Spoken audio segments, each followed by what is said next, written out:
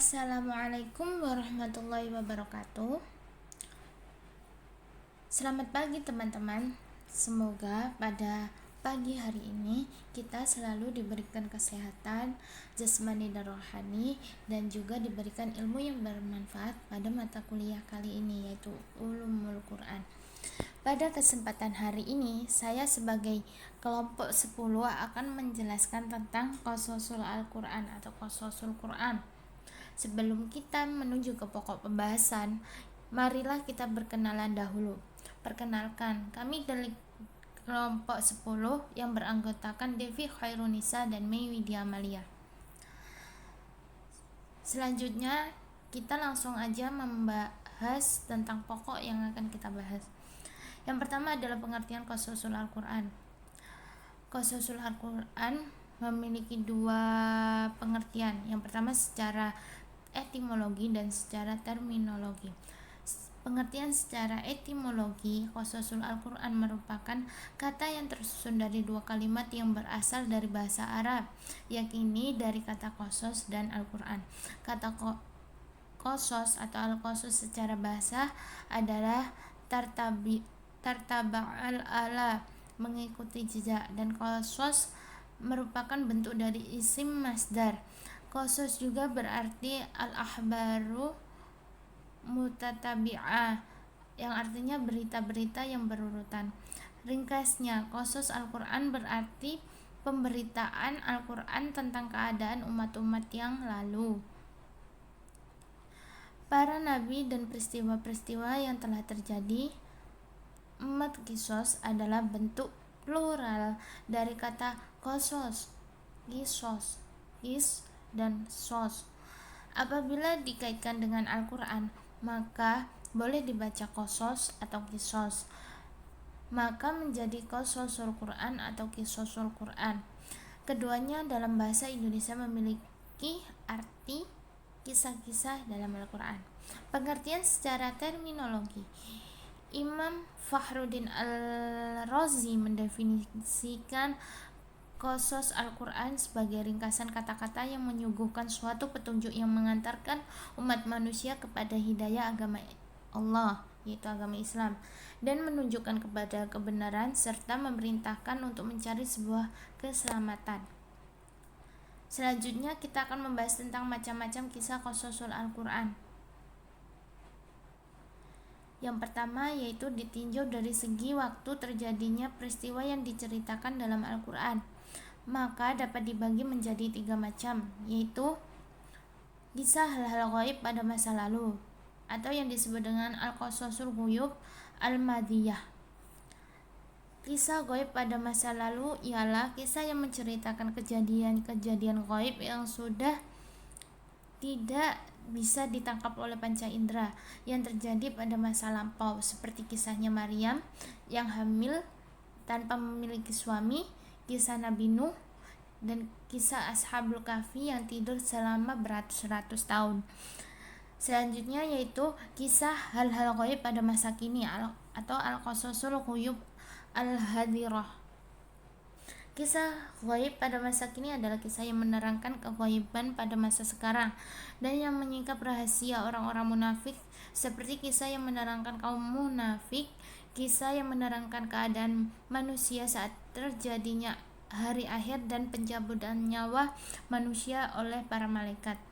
Yang ketiga adalah kisah hal-hal ghaib pada masa yang akan datang. Nah, Al-Quran sendiri pun sudah meramalkan, bukan meramal, tapi memprediksi bahwa masa depan akan memiliki apa yang diceritakan, kenyataan apa yang diceritakan dalam Al-Quran tersebut. Kisah tersebut disebut dengan al-qasasul ghuyub al-mustaqbilah.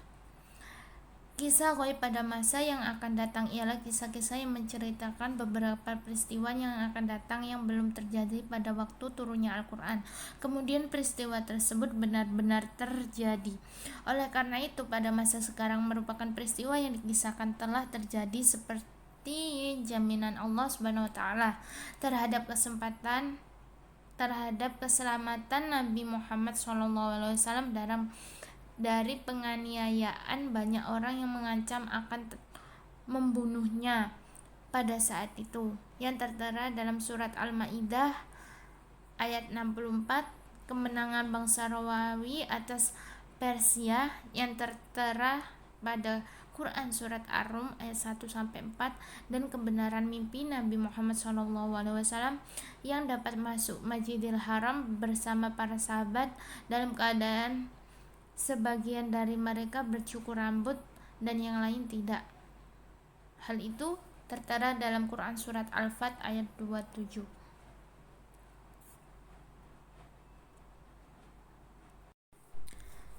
Selanjutnya yaitu yang ditinjau dari segi materi. Jika ditinjau dari segi materi yang diceritakan, maka kisah Al-Quran dibagi menjadi 3 macam, yaitu kisah para nabi atau qasasul anbiya, meliputi tahap perkembangan dakwahnya sebagai berbagai mukjizat yang memperkuat dakwahnya, sikap orang-orang yang memusuhinya, dan akibat-akibat yang diterima oleh mereka yang mempercayai dan golongan yang mendustakannya. Seperti kisah Nabi Musa tertera dalam Quran surat Al-Maidah ayat 21-26, Toha ayat 57-73, Al-Aqsa ayat 7-35. Kisah Nabi Isa tertera dalam Quran surat Al-Maidah ayat 110-120, dan kisah Nabi Ibrahim tertera dalam Al-Quran surat As-Saffat ayat 38-99.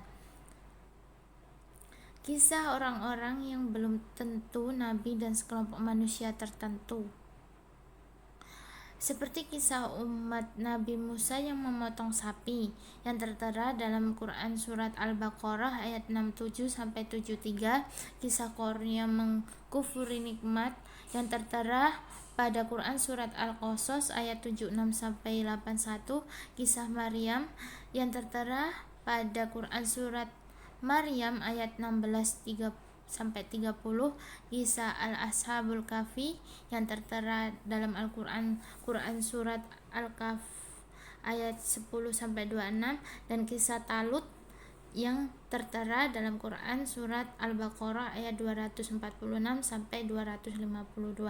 Selanjutnya adalah kisah peristiwa dan kejadian pada masa Rasulullah SAW, seperti perang Badar dan perang Uhud, tertera dalam Quran surat Ali Imran, perang Hunain dan perang Tabuk tertera pada Quran surat At-Taubah, dan perjalanan Isra Mi'raj Nabi Muhammad SAW. Ditinjau dari segi jenisnya, kisah-kisah dalam Al-Quran dibagi menjadi 3 macam, yaitu yang pertama kisah sejarah atau al-kisah al-tarikiyah. Kisah sejarah berkisar tentang sejarah-sejarah seperti para nabi dan rasul. Yang kedua kisah perumpamaan atau al-kisah al-tamtsiliyah, yakni kisah yang menerangkan dan memperjelas suatu pengertian atau keadaan, bahwa peristiwa itu tidak benar terjadi tetapi hanya sebagai perumpamaan. Yang ketiga kisah asatir. Kisah ini untuk mewujudkan tujuan-tujuan ilmiah atau menafsirkan fenomena yang ada atau menguraikan masalah yang sulit diterima akal. Ditinjau dari segi panjang pendeknya, kisah-kisah dalam Al-Quran dibagi menjadi 3 macam, yaitu yang pertama kisah panjang. Contohnya kisah Nabi Yusuf dalam surat Yusuf, yang hampir seluruh ayatnya mengungkapkan kehidupan Nabi Yusuf sejak masa kanak-kanaknya sampai dewasa dan memiliki kekuasaan. Contoh lainnya adalah kisah Nabi Musa dalam surat Al-Qasas, kisah Nabi Nuh dan kaumnya dalam surat Nuh, dan lain-lain. Kedua, kisah yang lebih pendek dari bagian pertama tadi, seperti kisah Maryam dalam surat Maryam, kisah Ashab Al-Kahfi pada surat Al-Kahfi, kisah Nabi Adam dalam surat Al-Baqarah, dan surat Toha yang terdiri atas 10 atau beberapa belas ayat saja. Ketiga, kisah pendek, yaitu kisah yang jumlahnya kurang dari 10 ayat, Misalnya kisah Nabi Hud dan Nabi Lut dalam surat Al-A'raf, kisah Nabi Soleh dalam surat Hud, dan lain-lain. Faedah Qasas Al-Quran. 1. Menjelaskan asas-asas dakwah menuju Allah dan menerangkan pokok-pokok syariat yang dibawa oleh para nabi. 2.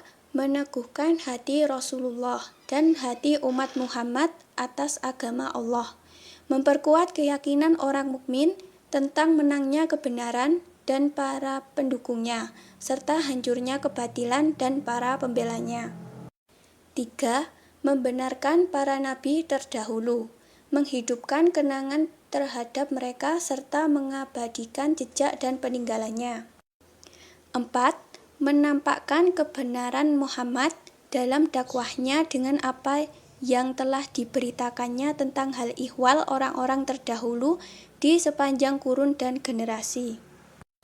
5. Menyibak kebohongan ahli kitab dengan hujah yang membeberkan keterangan dan petunjuk yang mereka sembunyikan, dan menentang mereka dengan isi kitab mereka sendiri sebelum kitab itu diubah dan diganti. 6. Kisah termasuk salah satu bentuk sastra yang dapat menarik perhatian para pendengar dan memantapkan pesan-pesan yang terkandung di dalamnya ke dalam jiwa. 7. Menunjukkan kebenaran Al-Quran dan kebenaran kisah-kisahnya, karena segala yang dijelaskan Allah dalam Al-Quran adalah benar. 8. Menanamkan pendidikan akhlakul karimah, karena kisah-kisah teladan dapat meresap dalam hati nurani, mendidik kita supaya meneladani kisah-kisah yang baik dan tidak mencontohi kisah yang buruk, yang diperagakan oleh orang-orang kafir, munafik, dan musyrik dalam kisah-kisah tersebut.